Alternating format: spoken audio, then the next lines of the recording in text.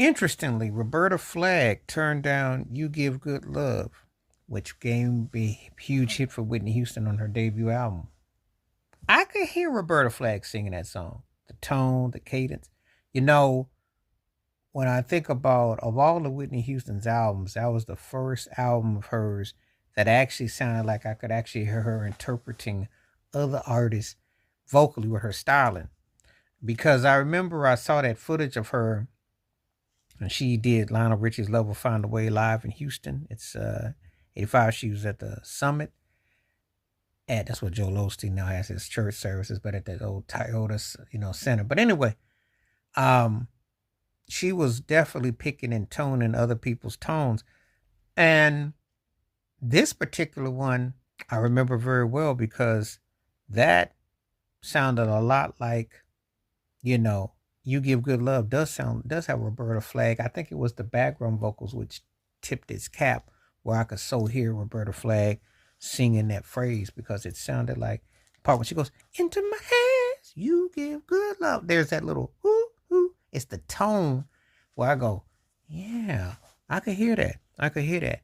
Um, no word on why Roberta Flack turned it down. It was a big hit. It was what I called an adult contemporary song, which definitely complimented what Whitney was doing, and I thought it was really good.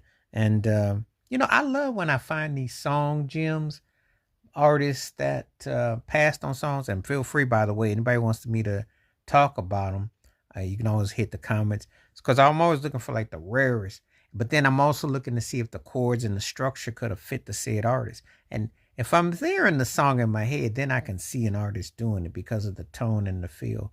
So we got a bunch more coming, but this one was interesting because I could hear Roberta Flack if she had gone that direction. Especially when I think about the first time ever I saw your face and then I hear the cadence and tone, I could kind of really hear this one being something that she sung. Uh, it was it was one of them songs that you could definitely, she could definitely have done that thing on stage and added her twist and her turn.